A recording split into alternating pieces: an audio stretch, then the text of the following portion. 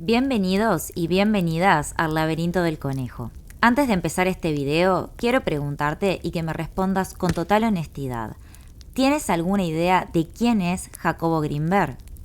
Tal vez la gran mayoría no tenga la más pálida idea de quién estoy hablando, mientras que otra gran parte de la audiencia simplemente está ansiosa por conocer más detalles sobre su vida, su obra y por sobre todas las cosas su misteriosa desaparición. Comencemos.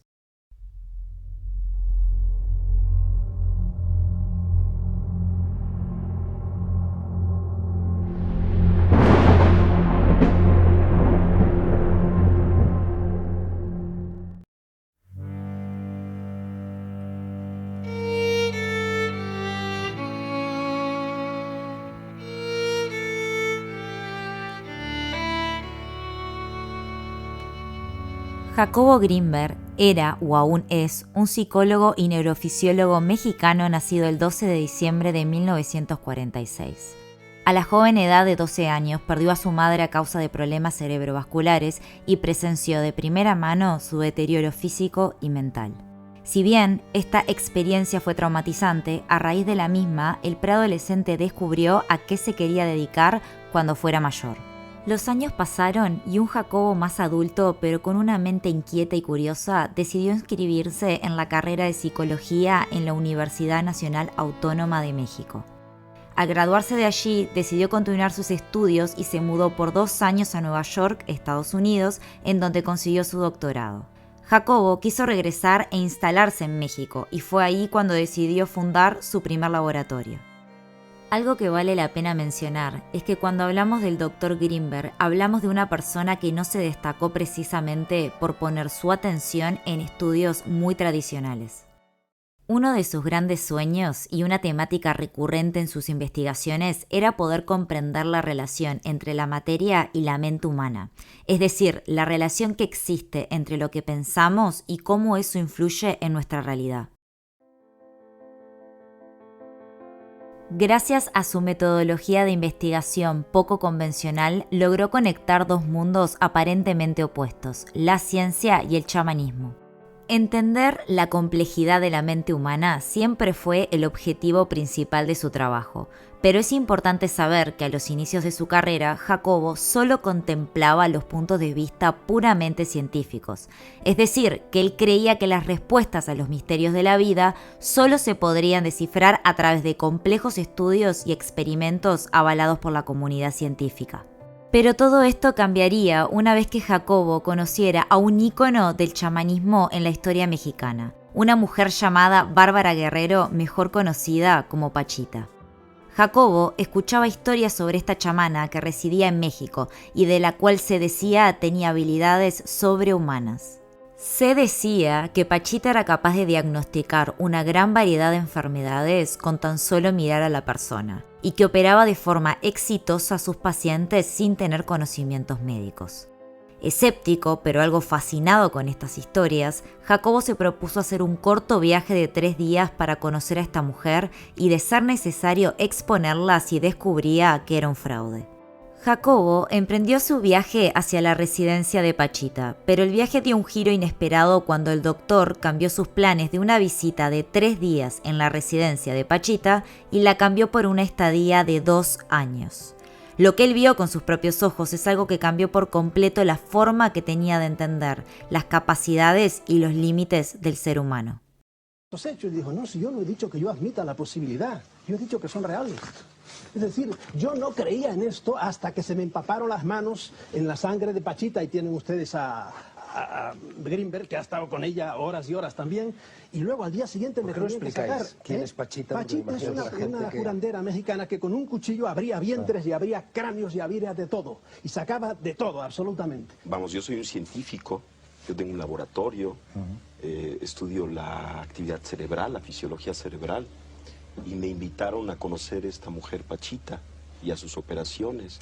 Y lo que yo vi ahí, en principio, contradecía todo concepto y todo conocimiento que yo tenía acerca de la realidad.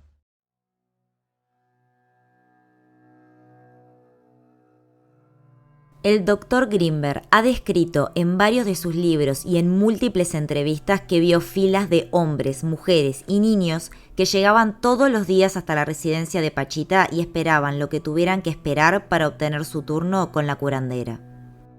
Se decía que esta mujer podía abrir a las personas con un cuchillo rudimentario y extraer órganos dañados sin necesidad de anestesia o cuidados extras de ningún tipo. Luego de extraer el órgano dañado e insertar uno nuevo, Pachita cerraba la apertura en el cuerpo y daba por finalizada la operación. Y si bien durante la sesión se podía escuchar a los pacientes gritar de dolor, al finalizar la misma el adulto o niño salía caminando y sin cicatrices en la piel. Pachita fue una mujer muy interesante que brindó muchas enseñanzas sobre los diferentes niveles de conciencia que existen. Si quieres que hagamos un video sobre su vida y sus misterios, no te olvides de darle like a este video y sugerirlo en la caja de comentarios. Jacobo aprendió todo lo que pudo sobre Pachita durante la temporada que convivió con ella y hasta escribió un libro sobre su experiencia, pero desafortunadamente la relación entre ambos se vio abruptamente interrumpida. Aunque parezca improbable para los más escépticos, el gobierno mexicano conocía muy bien a Jacobo y mantuvo un vínculo con él por varios años debido al gran interés que había en sus investigaciones. Al mismo tiempo, el gobierno mexicano también mantenía un vínculo con Pachita, e incluso se sabe que la hermana del mismísimo presidente fue la encargada de organizar que Jacobo y Pachita se conocieran. Debido a todo el conocimiento que Jacobo aprendió de los chamanes, comenzó a llamar mucho la atención de la comunidad científica, tanto para bien como para mal. Dio conferencias con miles de alumnos que viajaban desde todas partes de México solo para escucharlo hablar en persona.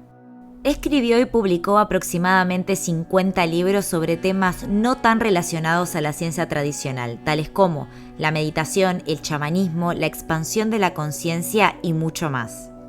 Un día Jacobo fue a visitar a Pachita y se llevó la sorpresa de su vida cuando se enteró que las mismas personas que los presentaron le ordenaron a Pachita no volver a comunicarse con él o de lo contrario, alguno de los dos podría perder la vida.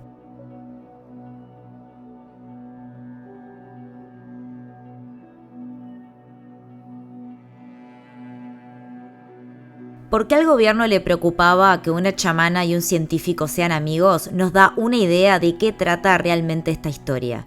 Ese día Jacobo escuchó con atención las palabras de Pachita, se despidió y se fue de su casa para nunca más volver a verla. Jacobo se tomó un año sabático y en el medio se encontró con uno de sus proyectos más destacados. El director de una escuela en Cuernavaca, en México, que estaba familiarizado con el trabajo de Grimberg, lo contactó para trabajar con un grupo de niños en técnicas alternativas de aprendizaje. Lo curioso es que al cabo de varios meses en esta actividad, Jacobo terminó por comprobar la llamada visión extraocular.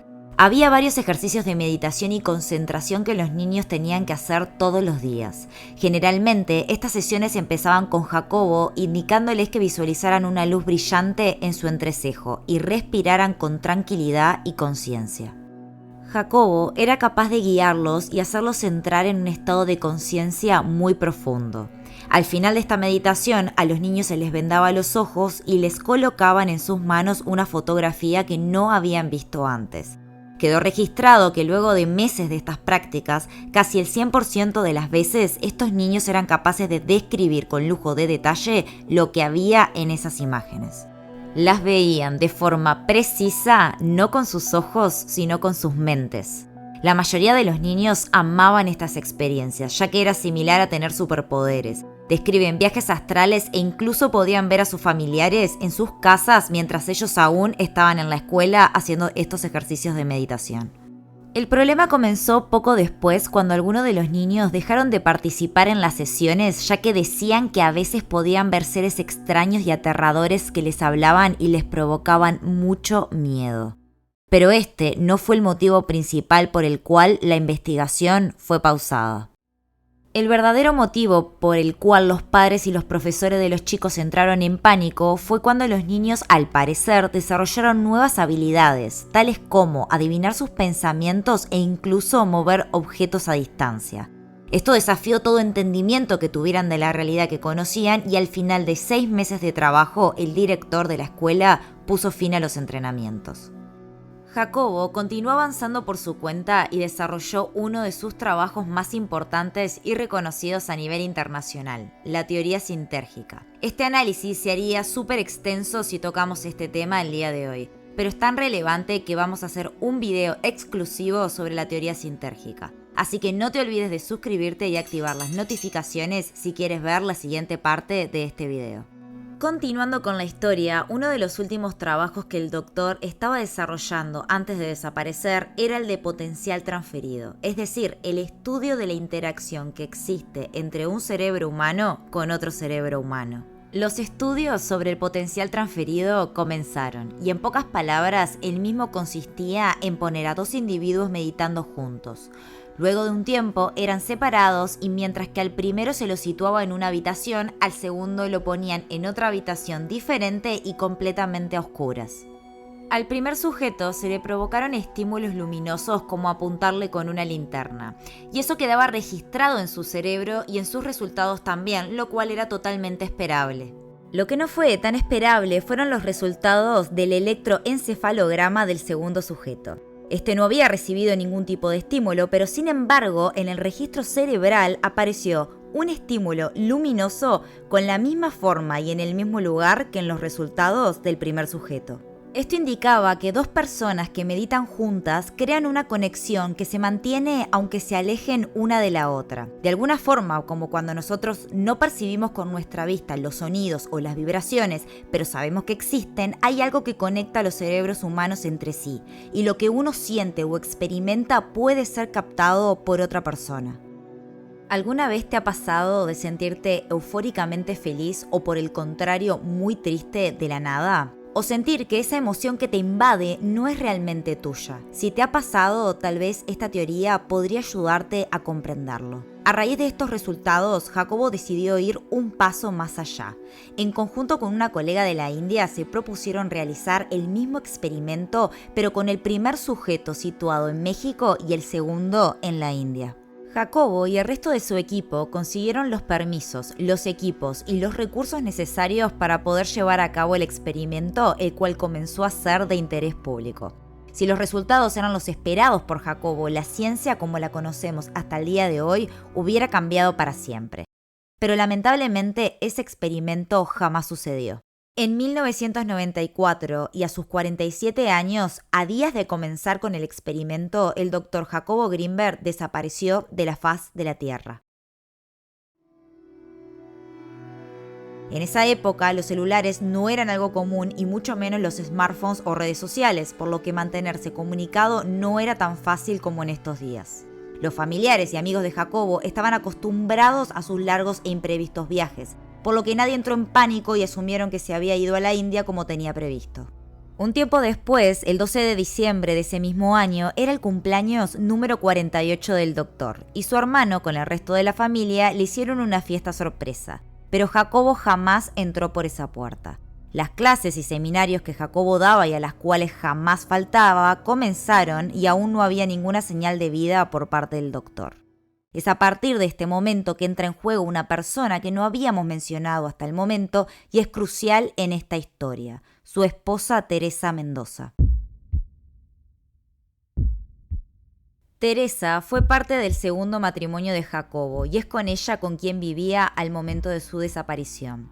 Ella fue la encargada de calmar a la hija del primer matrimonio de Jacobo y al resto de sus conocidos, diciendo que él estaba en un retiro espiritual en Nepal y que no tenía forma de comunicarse con los demás por un largo tiempo.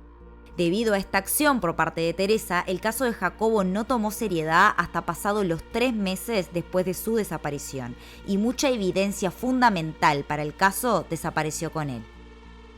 Después de varios meses, finalmente la policía tomó la investigación como un caso de homicidio y puso al mando al comandante Padilla, quien era uno de los mejores detectives de la Fuerza Policial Mexicana. Padilla comenzó a investigar y encontró muchas evidencias fuera de lo común. Teresa, quien era la única persona que decía saber dónde estaba Jacobo, también desapareció poco tiempo después. Desde mayo de 1995 hasta el día de hoy, Teresa se encuentra oficialmente desaparecida. A las pocas semanas de la desaparición de Jacobo, Teresa retiró dinero de las cuentas bancarias de su esposo y vecinos declararon verla sacar cajas y pertenencias de la casa que compartían. Padilla descubrió gracias a varios testigos cercanos al doctor que él estaba particularmente nervioso por su matrimonio y describió que Teresa estaba violenta e inestable. Los problemas entre ambos habían alcanzado tal punto que Jacobo prefería pasar la noche en su camioneta que dormir en la misma casa con su esposa. Literalmente sentía que Teresa era una amenaza y llegó a decirle a amigos cercanos que si a él le llegaba a pasar algo, Teresa era la persona a quien culpar. Gracias a todas las declaraciones, Teresa pasó a estar en el centro de la investigación, pero todo esto no encajaba con la historia de un crimen pasional. Para empezar, los laboratorios, casa y computadoras del doctor fueron saqueados y hasta el día de hoy nadie sabe dónde están todos los apuntes y trabajos de sus diversas investigaciones, las cuales muchas de ellas aún eran confidenciales para el público en general. El detective también descubrió que poco tiempo antes de desaparecer, Jacobo había asistido a una conferencia en Costa Rica sobre el potencial transferido y que a su regreso tuvieron que internarlo en el hospital por un ataque de pánico. El doctor padeció de nerviosismo extremo, volviendo a su hogar en México deprimido y asustado, algo totalmente fuera de lo normal. A pesar de todo, nadie sabe qué pasó en Costa Rica que lo llevó a ese extremo. La policía recibió miles de llamadas y posibles pistas, pero una destacó para el oficial Padilla. Un hombre que vivía en Colorado, Estados Unidos, llamó al oficial porque decía haber visto al doctor y a su mujer tiempo atrás cerca de donde trabajaba. Esta persona, a la que apodaron el testigo Boulder, trabajaba en una estación de servicio y vio como en un terreno cercano a su trabajo aterrizó una avioneta blanca. De la misma se bajaron dos personas, un hombre y una mujer con características muy similares a las de Jacobo y Teresa. Ambos se subieron a dos autos distintos acompañados por agentes del FBI. Estos pasaron relativamente cerca de donde esta persona estaba y él dice haber reconocido a los agentes debido a que cargaban gasolina de forma regular en esa misma estación. Padilla descubrió que Jacobo había ido en secreto varias veces a Boulder, Colorado, a trabajar en proyectos confidenciales acompañado por su esposa. Incluso, gracias a los registros de vuelo, se pudo saber que él jamás viajaba directo a Colorado, sino que tomaba varios aviones y rutas diferentes para evitar que lo conecten directamente con su destino final. Siguiendo con la investigación, uno de los descubrimientos más interesantes fue cuando indagaron en el pasado de Teresa y descubrieron que ella no era quien decía ser. Para empezar, Teresa no era su verdadero nombre y el título universitario que tenía en medicina era falso. Padilla empezó a unir varios cabos e incluso encontró fotos de la avioneta blanca que el testigo Boulder mencionó en sus declaraciones. Pero sorpresivamente el detective fue destituido del caso Jacobo Greenberg. La policía bloqueó toda comunicación entre el comandante y la familia de Jacobo, y Padilla jamás pudo volver a trabajar en la fuerza policial.